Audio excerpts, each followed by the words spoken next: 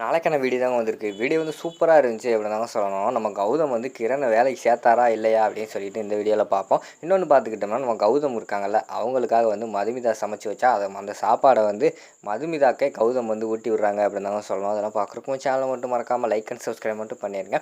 First எடுத்த உடனே வந்து நம்ம கிரணுக்கு வந்து நம்ம அபிஷேக் வந்து கை கொடுக்குற மாதிரி தான் காட்டிக்கிட்டு இருக்காங்க. கை கொடுத்துட்டு வெல்டன் ப்ரோ, இனிமேல் வந்து நீங்கள் இந்த கம்பெனியோட எம்ப்ளாயி, உங்களுக்கு சேலரி 1 lakh அப்படின்னு சொல்கிறாங்க. ரொம்ப தேங்க்ஸ் பிரதர் அப்படின்னு சொல்லிட்டு அவர் சொல்கிற மாதிரி தான் காட்டிக்கிட்டு இருக்காங்க. அந்த நேரத்தில் வந்து அங்கே ஆஃபீஸில் வந்து ஒரு அசிஸ்டண்ட் இருக்காங்க. அவங்கள கூப்பிட்டுட்டு இவர் நான் வேலைக்கு எடுத்துட்டேன், இவருக்கான அப்பாயின்மெண்ட் ஆர்டர்லாம் ரெடி பண்ணுங்கள் அப்படிங்கிற மாதிரி சொன்னோன்னே அவங்க வந்து ரெடி பண்ண போயிடுறாங்க.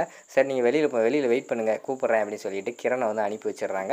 அடுத்து வந்து லட்சுமணன் வந்து கேட்குறாங்க, ஏன்டா மாப்பிள்ள உனக்கு என்ன லூஸாக பிடிச்சிருக்கு, எவனையும் ஒருத்தனை கூப்பிட்டுக்கிட்டு அது அவனுக்கு 1 லட்ச ரூபா சம்பளம் கொடுத்துக்கிட்டு இருக்க, ஃபைலை கூட ஓப்பன் பண்ணி பார்க்கல, அவனை எப்படா வேலைக்கு எடுத்த, இப்போ தான் அவங்க அண்ணன் வந்து உன்னை இந்த கம்பெனியில் திருப்பி சேர்த்துருக்கான், இதே மாதிரி ஏதாவது பண்ணிக்கிட்டு இருந்தேன்னா அவ்வளோதான்டா அப்படிங்கிற மாதிரி சொல்லிக்கிட்டு இருக்காங்க. என்ன மாமா, எவனா ஒருத்தன் போகிறவனுக்கு போய் 1 லட்ச ரூபாய் கொடுத்து நான் என்ன வேலைக்கு எடுக்கிறேன், ஆனால் முட்டாளா, இவன் யார் தெரியுமா, இவன் தான் அவன் அப்படிங்கிற மாதிரி சொன்னவன் லட்சுமணன் வந்து புரிஞ்சுக்கிறாரு. ஓஹோ, மதுமிதாவோட எக்ஸு அவனா இவன், சூப்பர் சூப்பர் அப்படிங்கிற மாதிரி சொல்லிட்டு லட்சுமணன் வந்து சொல்லிகிட்டு இருக்காரு. எதுக்கும் இவனை கூட்டு போய் அண்ணங்கிட்ட சொல்லி ஒரு தடவை இன்ட்ரடியூஸ் பண்ணி வச்சுருவோம் அப்படின்னு சொல்லிட்டு அந்த இடத்துல வந்து கிளம்புற மாதிரி தான் காட்டிக்கிட்டு இருக்காங்க. அங்கிட்டு பார்த்தா நம்ம மதுமிதா இருக்காங்கல்ல, மதுமிதா வந்து பயங்கரமாக நான்வெஜ் எல்லாம் சமைச்சிக்கிட்டு இருக்காங்க. அப்போ வந்து பாட்டி வந்து வராங்க. ஓ, கௌதம் சமைச்சிக்கிட்டு இருக்கியாமா, சரிம்மா நான் டிஸ்டர்ப் பண்ணலை, நீ நல்லா சமை அப்படின்னு சொல்லிட்டு அந்த இடத்துல இருந்து போயிடுறாங்க. சமைச்சிட்டு அதை டிஃபன் கேரியரில் அடுக்கி வச்சுட்டு அங்கே வேலை பார்க்குறவங்ககிட்ட வந்து இதை கொண்டு போய் வந்து கௌதம் சார்ட்ட கொடுத்துருங்க அப்படின்னு சொல்லிட்டு கொடுத்து அனுப்பிட்டாங்க. அந்த சாப்பாடு வந்து சந்தோஷ் கிட்ட வந்துருச்சு. சந்தோஷ் வந்து, நண்பா என்ன நண்பா இந்த நேரத்தில் வந்து வேலை பார்த்துக்கிட்டு இருக்க, உனக்காக வந்து அண்ணி வந்து சூப்பராக சமைச்சு சாப்பாடெல்லாம் கொடுத்து விட்டாங்க, நான்வெஜ் எல்லாம் வந்திருக்கு அப்படிங்கிற மாதிரி சொல்கிறாங்க. ஏண்டா இதை முன்னாடியே சொல்லக்கூடாதா, அதை எடுத்துகிட்டு வாடா, சூடாக சாப்பிட்டா தான் சாப்பாடெல்லாம் நல்லாயிருக்கும் அப்படிங்கிற மாதிரி சொல்லிட்டு பேசிக்கிட்டு இருக்காங்க. அந்த நேரத்தில் வந்து கிரணை வந்து கூப்பிட்டுட்டு அபிஷேக் வந்து வராரு. அண்ணே, நம்ம கம்பெனியில் வந்து ஒரு முக்கியமான ஆளை வந்து வேலைக்கு எடுத்திருக்கேனே அப்படிங்கிற மாதிரி சொல்கிறாங்க. யாருன்னு பார்த்தா கிரண். இவனா அப்படின்னு சொல்லிட்டு ஷாக் ஆகி பார்த்துக்கிட்டு இருக்காங்க. நம்ம கௌதம் வந்துக்கிட்டு, சாரி ப்ரோ மன்னிச்சிருங்க, ஏதோ நீங்கள் தீபாவளிக்கு வந்தப்போ உங்கள் கூட ஒரு ஃபன்னாக விளாட்லான்னு சொல்லி தான் அப்படிலாம் பண்ணிட்டேன், அதுக்காக வந்து எனக்கு வேலையெல்லாம் இல்லைன்னு சொல்லிடாதீங்க அப்படின்னு சொல்லிட்டு அந்த இடத்துல வந்து நம்ம கிரண் கேட்டுக்கிட்டு இருக்காரு. உடனே கௌதம் வந்து சொல்கிறாரு, கொஞ்சம் நேரம் யோசிச்சுக்கிட்டே இருக்கார் முறைச்சி பார்த்துட்டு, நான் அதெல்லாம் பர்சனல் லைஃப்பையும் வேலையும் நான் என்றைக்குமே வந்து கம்பேர் பண்ணிக்கவே மாட்டேன், வேலை வந்து ஒழுங்காக பார்த்தாலே எனக்கு போதும், என்ன அபிஷேக் குவாலிஃபிகேஷன்லாம் கரெக்டு தானா, நல்லா வேலை பார்ப்பாரா அப்படிங்கிற மாதிரி கேட்டோடனே, அண்ணே நான் எல்லாத்தையும் பார்த்து தானே வேலைக்கு எடுத்திருக்கேன், ஒரு மல்டிநேஷ்னல் கம்பெனியில் அக்கௌண்ட்ஸ் பார்க்குற அளவுக்கு இருக்கு வந்து திறமை இருக்குது, கண்டிப்பாக நல்லா பார்ப்பாருண்ணே அப்படிங்கிற மாதிரி சொல்கிறாங்க. பரவாயில்ல, உன்னையை தான் நம்பி நான் உன்னை வேலைக்கு எடுக்கிறேன் அப்படிங்கிற மாதிரி சொன்னோடனே, ஓகே அண்ணே, அடுத்த அண்ணே உங்ககிட்ட ஒன்று சொல்லணும் அப்படிங்கிற மாதிரி அபிஷேக் சொன்னோடனையும், சொல்லு என்ன விஷயம் அப்படிங்கிற மாதிரி கேட்டவனையும், நம்ம கம்பெனியில் வந்து கொஞ்சம் இங்கிலீஷ் நாலேஜ் எல்லாத்துக்கும் கொஞ்சம் கம்மியாக இருக்குது, அதை வந்து பூஸ்டப் பண்ணுற அளவுக்கு வந்து கொஞ்சம் அதுக்கு ஒரு ஆள் போடணும் அப்படிங்கிற மாதிரி சொல்கிறாங்க. அதுக்கு தான் ஆல்ரெடி ஆள் இருக்காங்களே அப்படின்னு சொல்லிட்டு சந்தோஷ் சொல்கிறாரு.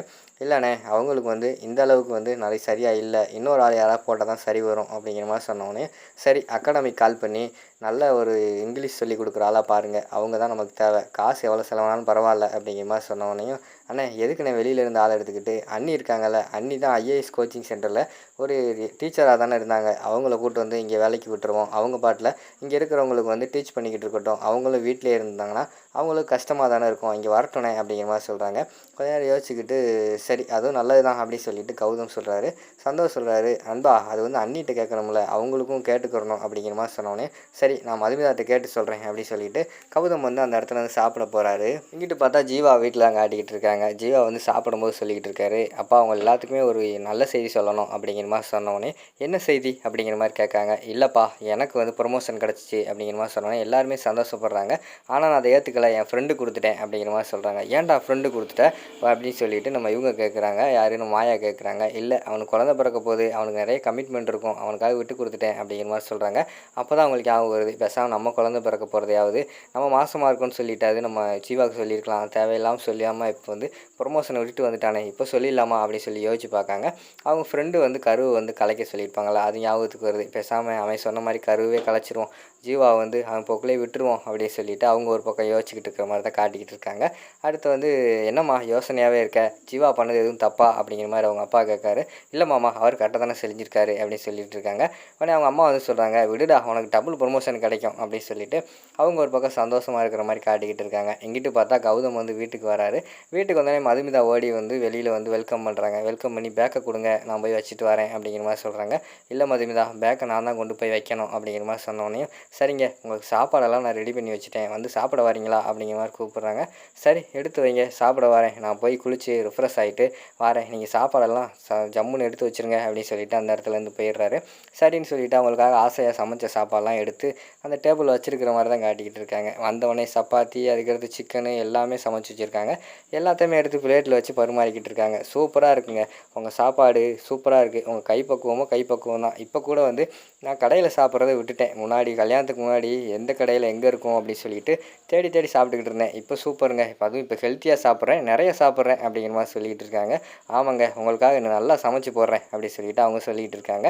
சரின்னு சொல்லிட்டு சாப்பிட்டு முடிச்சுட்டு எழுந்திரிச்சு நம்ம கௌதம் வந்து போகிறாரு. அந்த நேரத்தில் வந்து மதுமிதாவை பார்த்து திரும்பி கேட்காங்க, ஏங்க நீங்கள் சாப்பிட்டீங்களா அப்படிங்கிற மாதிரி கேட்டவொடனே, இல்லை ஏங்க அப்படிங்கிற மாதிரி சொல்கிறாங்க. என்னங்க, எனக்காக சாப்பாடு ஆசையாக ரெடி பண்ணிவிட்டு நீங்கள் சாப்பிட்லையா, உட்காருங்க நான் உங்களுக்கு பரிமாறுறேன் அப்படிங்கிற மாதிரி சொல்கிறாங்க. ஏங்க அதெல்லாம் வேண்டாம் அப்படின்னு சொன்னோடனையும், ஏங்க உட்காருங்க அப்படின்னு அவங்க சொன்னோடனே சரின்னு சொல்லிட்டு உட்காந்து கௌதம் வந்து பரிமாறுற மாதிரி தான் காட்டிக்கிட்டு இருக்காங்க. அதெல்லாம் அந்த பக்கம் நின்றுட்டு சகுந்தலாவும் அபிஷேக் முறைச்சி பார்த்துக்கிட்டு இருக்காங்க. அதோட பார்த்துக்கிட்டிங்கன்னா அந்த ப்ரோமோ வந்து இந்த எபிசோட முடிச்சிடுறாங்க.